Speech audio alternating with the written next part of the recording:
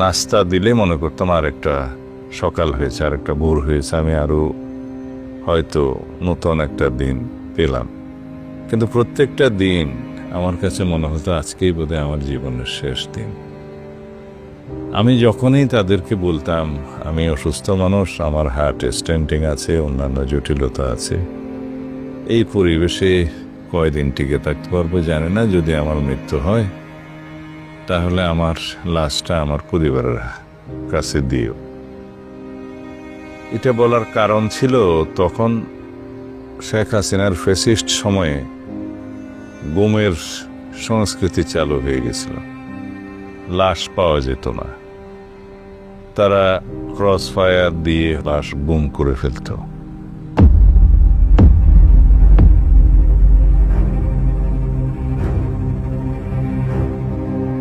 তা আমি আল্লাহর কাছে প্রার্থনা করতাম, এ আল্লাহ, আমার সন্তানরা, আমার বংশ বেড়াদর, আমার আত্মীয় স্বজনরা কি আমার কবর জিয়ারত করতে পারবে না?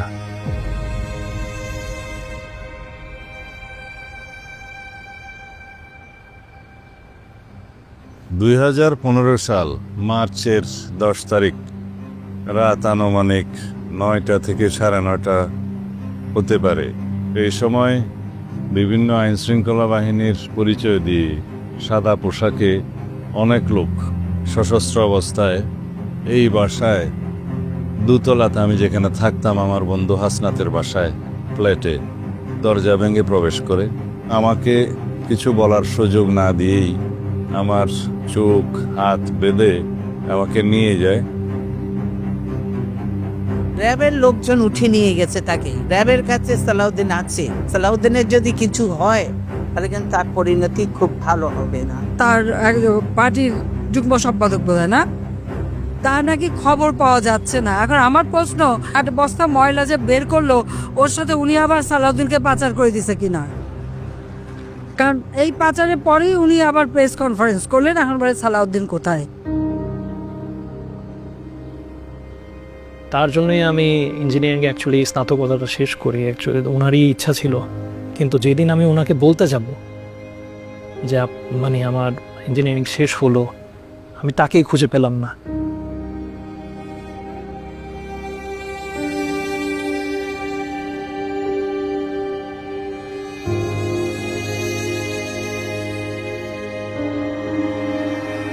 সেই বাসা থেকে 20 থেকে 25 মিনিটের একটা ড্রাইভ হবে।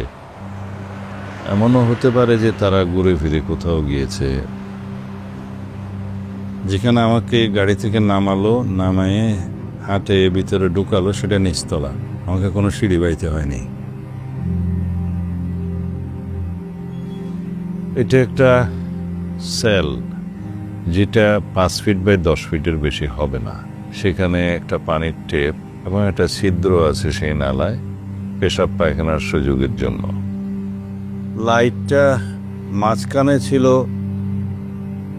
এখানেও থাকতে পারে, আমার এখন এখানে ছিল কিনা মনে নাই। দরজাটা এই সাইজেরই ছিল এবং এখানে স্টিলের দরজা, নিচে একটু ফাঁকা ছিল, হালকা খানা পেনা ঢোকানোর জন্য, আর উপরে একটু ফাঁকা ছিল। বাইরে সবসময় একটা ব্যাডস্টিল ফ্যান থাকতো। প্রায় 48 ঘন্টার মতো হয়তো ঘটনাটা পার হয়ে গেছে। তখন গিয়ে আমি কোনো রকমে আর কি আমার মার সাথে কথা বলে জানতে পারলাম যে বাবাকে পাওয়া যাচ্ছে না। কিছু গুম খুনের ঘটনা আমরা আগে শুনে এসেছিলাম, তো ওই হিসাবে আমি প্রথমে দোয়া করছিলাম যে এরকম যাতে কিছু না হয়। উত্তরা থানায় ওনারা বলতেছে ওনারা জিডি নিতে পারবে না, কোনো রিজনেবল গ্রাউন্ড ছাড়া। এটা কোনো কথা হলো না। আমি ওনার স্ত্রী, আমি পাগলের মতো সারাদিন এখানে ওখানে ঘুরতেছি আমার স্বামীর সন্ধানে, আর ওনারা আমাকে এইটুকু হেল্প করবে না? জিডি করেন, মামলা করেন, যা হওয়ার সব এ থানায় হবে, কোনো আপত্তি নেই যদি সেখানে এই ঘটনা ঘটে থাকে। তো আপনি কি এই বাসায় ছিলেন কিনা? উনি উত্তরে বলছিলেন না, আমি এখানে ছিলাম না। তাহলে আপনি কি করে জানলেন? বলে যে ওই বাসার দারোয়ান বলছে, ওই বাসার লোক বলছে। বাধ্য হয়ে হাইকোর্টের শরণাপন্ন হই। খন্দকার মাহবুব হোসেন এবং মওদুদ সাহেব তারা এই রিটের জন্য আমার পক্ষে আদালতে দাঁড়িয়েছেন। দীর্ঘদিন সংগ্রামের পরে কোর্ট অবশেষে একটি রায় ঘোষণা করেন যে সরকারকে নির্দেশ দেন যে আমার স্বামীকে যেন ওনারা খুঁজে বের করে দেন। এইটুকুই আমার আদালত থেকে প্রাপ্তি ছিল, কিন্তু আমি সরকারের কোনো মহল থেকে কোনো ধরনের আইনি সহযোগিতা পাইনি।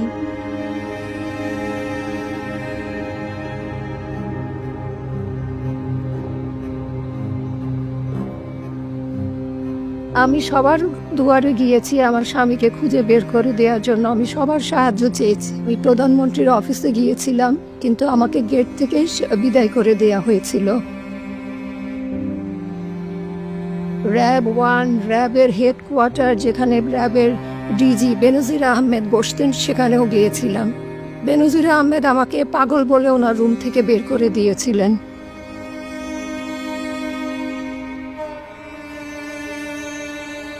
ইন্টারোগেশন তারা রেগুলার করতো, কেন আমরা আন্দোলন সংগ্রাম করছি, কেন হাসিনার বিরুদ্ধাচারণ করছি, ইত্যাদি ইত্যাদি, এবং আপোষ করার প্রস্তাব দিত।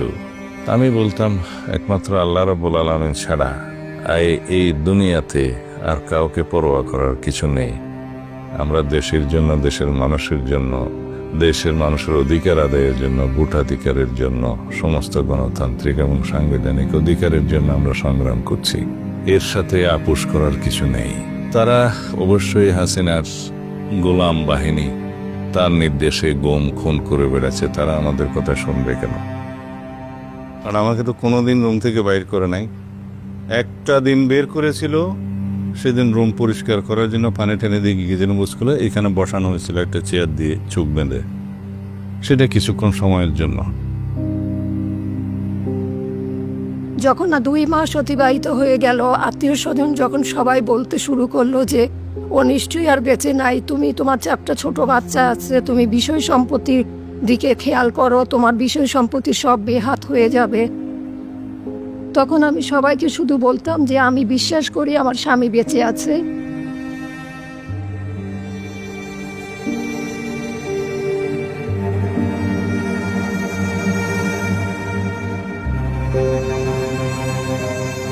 ষাট দিন পর্যন্ত আমাকে বন্দি করে রাখে।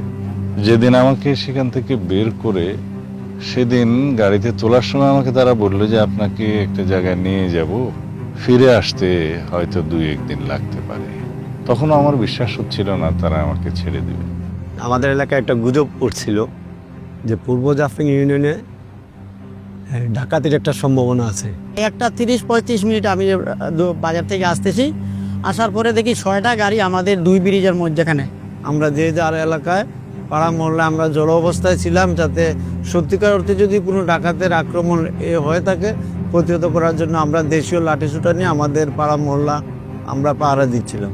পরের দিন প্রায় 2-2:30টার সময় শুনতে পাই সালাউদ্দিন স্যার এই শিলংয়ে প্রত্যক্ষ অবস্থায় পুলিশে ফাইছে। তো আমরা সন্দেহ এই গাড়িগুলা উনিরই পাচার করছে। আমার মা যেহেতু আন্তর্জাতিক অনেক সংস্থার সাথে ওই সময় যোগাযোগ করেছিল, বিশেষ করে ধরেন অ্যামনেস্টি, তারা আমাদেরকে সহায়তা করার আশ্বাস দিয়েছিল। যারা এগুলোর সাথে এখানে জড়িত তারা হয়তো জিনিসটাকে খুবই রিস্কি মনে করছিল, সেই হিসাবে হয়তো তারা বর্ডার পার করে তাকে ওখানে ফেলে দিয়ে আসলো।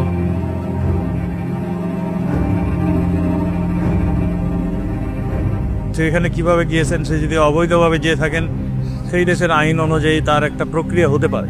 আমি জানি না ওই দেশে কিভাবে সেটা নিই, আইনের প্রক্রিয়ার মাধ্যমে তাকে যথাসময়ে যথাযোগ্যভাবে আনা।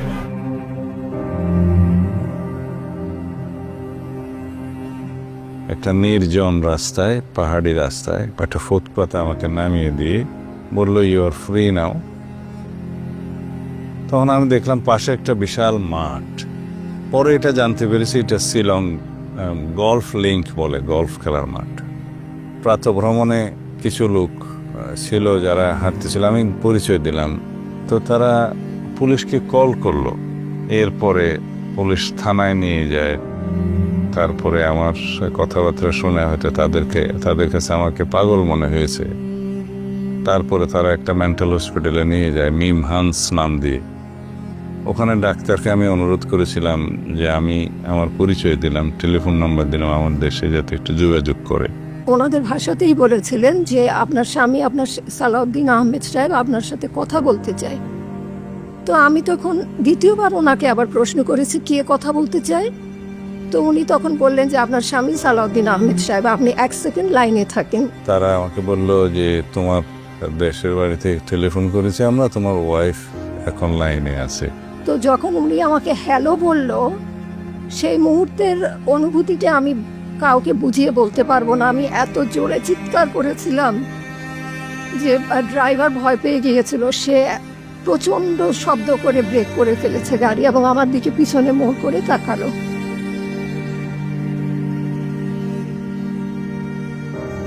যখন উনি আমাকে জানাতে পারলো যে ওনার সন্ধান পাওয়া গেছে, আমি যাচ্ছি,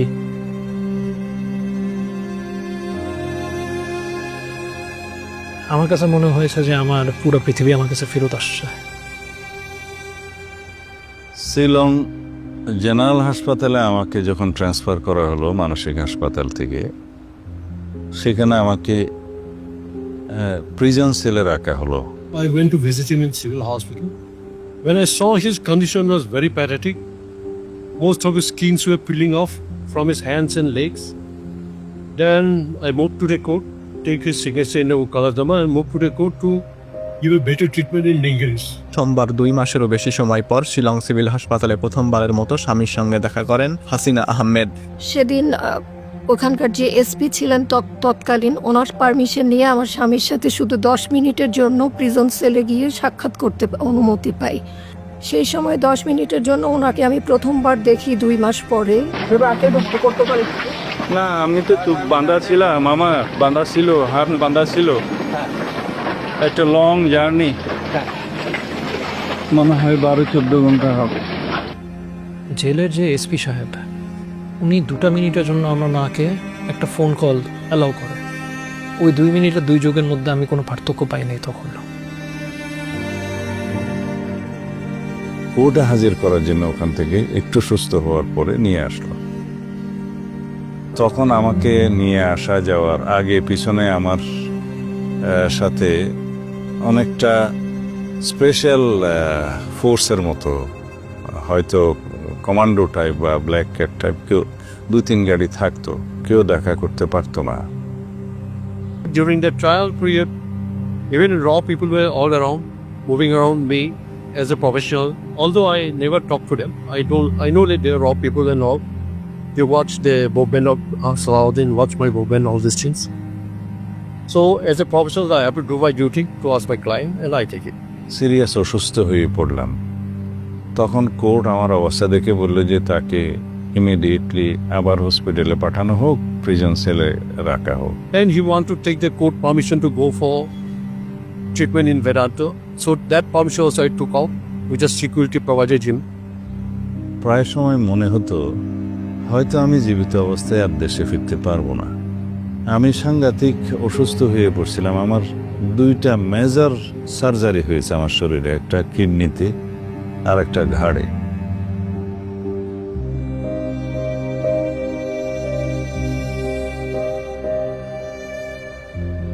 বিয়ে হলো, কন্যা সন্তানের বাবাও হলাম, কিন্তু আমার নিজের বাবাকে আমি এগুলো কখনো সামনাসামনি দেখাতে পারলাম না।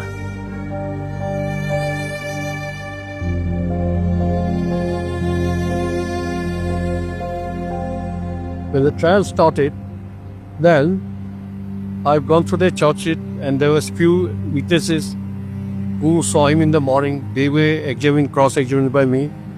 Even the IO, lastly when I examined, I divulged him all his stories. As you visited any BSF, any border security force, to know any cars traveling like this, all that IO said no, I had never done. And court was fully convinced later on that he was a victim of kidnap. No intention of his entering the India without passport or visa. Because he went to Singapore always with passport. He went abroad with passport. All those I have proved. যখন আমাকে bail দেওয়া হলো তখনই কেবল police guard withdraw করা হলো বা special guard withdraw করা হলো। যখন কোথাও কোনো রুম ভাড়া, ঘর বা কোথাও থাকার ব্যবস্থা করতে পারছিলাম না আমার স্বামীর জন্য, তখন আমি যে একটা রেস্ট হাউস গিয়ে যে রেস্ট হাউসের মালকিনের সাথে যোগাযোগ করলাম। তো উনি সেই মুহূর্তে রাজি হলেন। যে রেস্ট হাউসটার নাম ছিল সানরাইজ গেস্ট হাউস।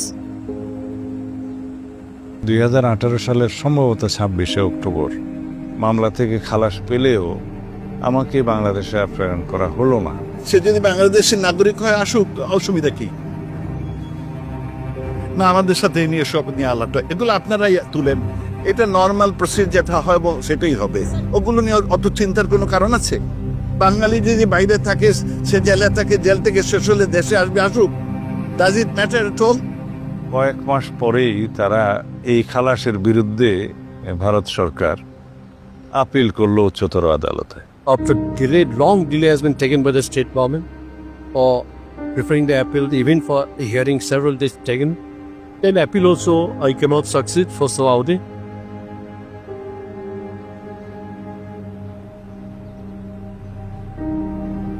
দুই সপ্তাহ পর পর বা এক মাস পর পর থানা থেকে পুলিশ আসতো, র্যাব থেকেও লোক আসতো, উদ্ভট কিছু প্রশ্ন করতো। উনি কি এখন বাসায় লুকায় আছে নাকি, বা আমরা খবর পেয়েছি যে উনি তো দেশে। কিছু কিছু পুলিশ অফিসার তো ধরেন আপনার তখনকার মানে হেনস্থা না করার জন্য আবার টাকাও দাবি করতো। এইভাবে প্রায় 1 বছর সময় পার হয়ে গেল।